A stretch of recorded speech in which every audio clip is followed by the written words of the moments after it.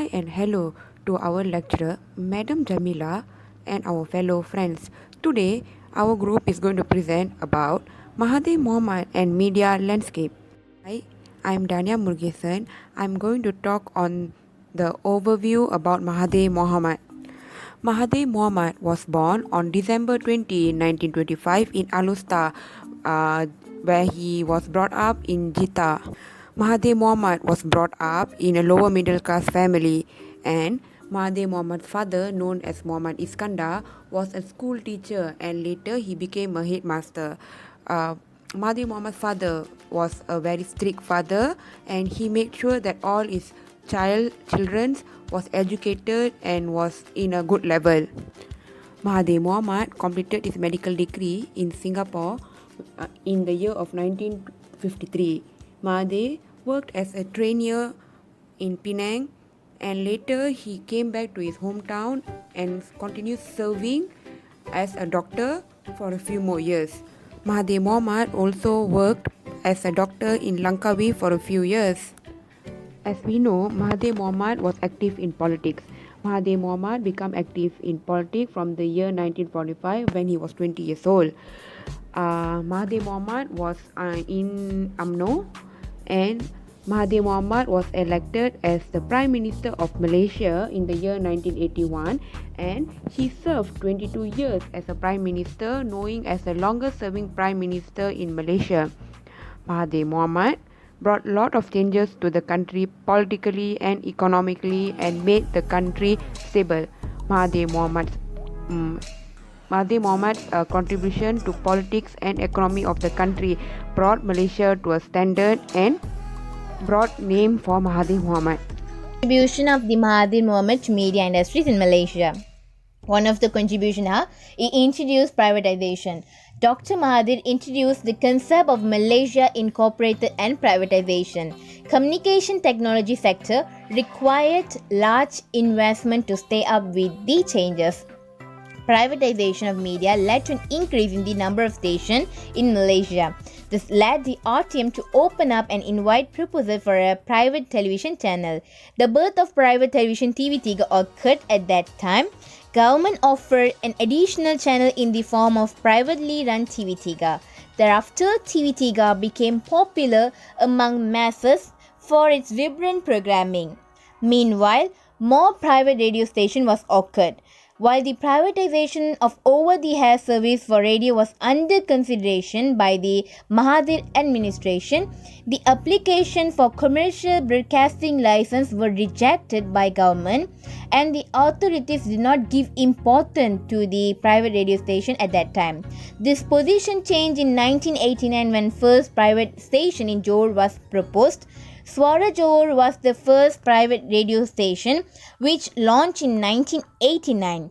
In 1994, Time Highway Radio was launched and it became one of the top stations at that time. Secondly, Mahathir administration continued modifying the existing laws and introducing new ones to increase the government's stronghold on mass media.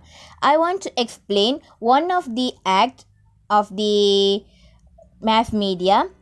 The Defamation Act 1957 or Act 286, a civil law against libel and slander that prohibited dissemination of false information affecting official, professional or business reputation as well as the status of women, was revised in 1983. There is a lot of acts, Act of the Printing Presses and Publication Act, moreover Section 500 of the Malaysian Penal Code. It's all to the improvement of the mass media.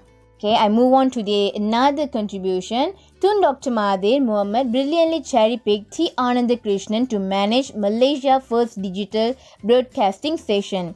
Binary Young Satellite System Sendirian Berat established in 1993 and became Malaysia's gateway to attract private sector to invest in satellite broadcasting in line with Vision 2020. When Binary Young is in the process, Astro officially hired in 1996. So Binary Young Satellite System from Malaysia plan, which is Tun Dr. Mahathir, believed government monopoly in telecommunication through Telekom Malaysia TM must end in order to enhance the industry. So, Tun Dr. Mahathir launched MeSat satellite as a part of the 2020 vision laid out by young Bhagyan Tun Dr. Mahathir Mohamad and pioneered by Binary as a private venture. The MeSat is for the development of satellite communication in Malaysia. It also provides a platform for the distribution of the RTM broadcast nationally, and MeSat also continue to develop the local ICT industry. So finally, Multimedia Super Corridor was launched by Prime Minister Mahathir. The MSC, Multimedia Super Corridor, is to accelerate the objective of Vision 2020 and to transform Malaysia into modern state with the adoption of a knowledge-based society framework. MSC is a Malaysia's most exciting initiative for the global information and communication technology ICT industry. MSCS has since grown into a thriving dynamic ICT hub hosting more than 900 multinational, foreign-owned and homegrown Malaysian companies focus on multimedia and communication products, solutions, services and research and development. This all contribution it's to improve and make the better quality of the media industries. Hi everyone, today I will talk about the timeline on the evolution of the medium or industry of Mahathir Mohamad.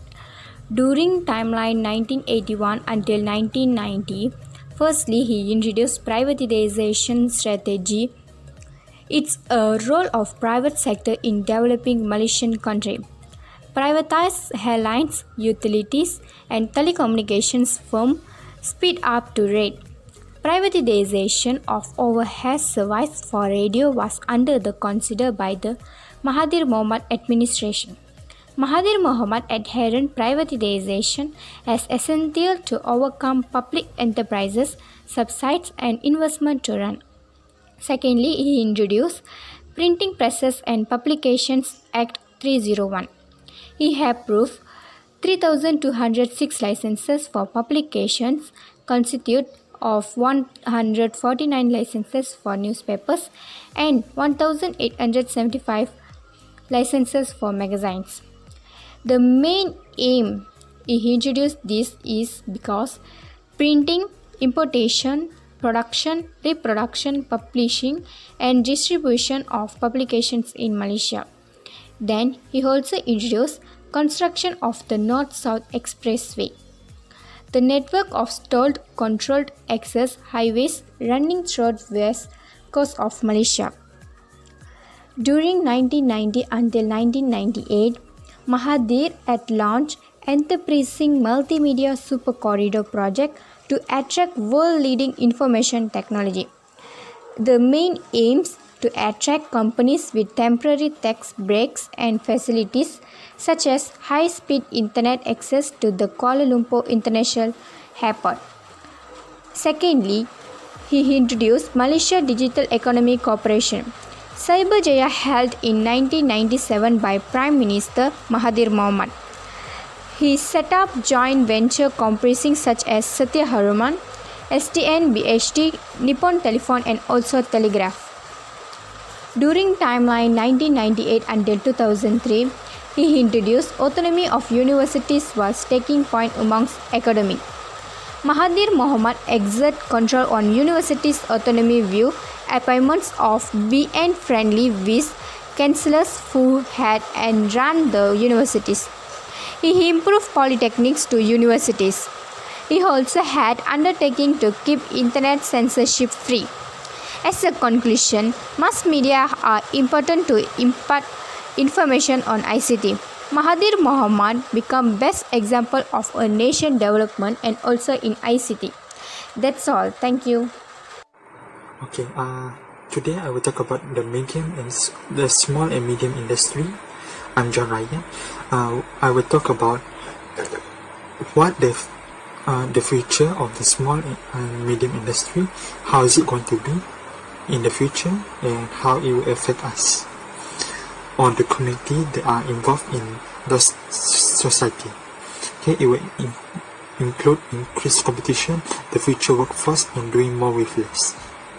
Okay, as I will go review throughout the slides, throughout the presentation shortly. Okay, the small and medium enterprise of the future will include increased competition, the future force, and doing more with less. Because the operational challenges, industry competition has digital influence today, and the emergence of e-commerce.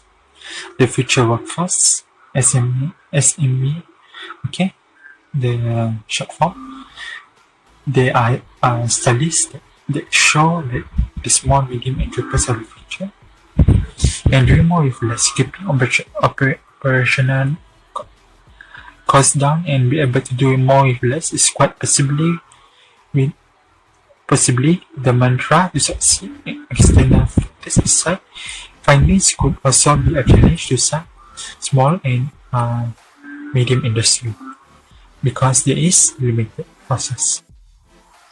The medium or industry in the future for printed newspaper industry will might be closed because what we can see now, it's changed into online newspaper and can easily access by using communication tool anytime, anywhere. People nowadays more choosing online newspaper because it is flexible and easy to get.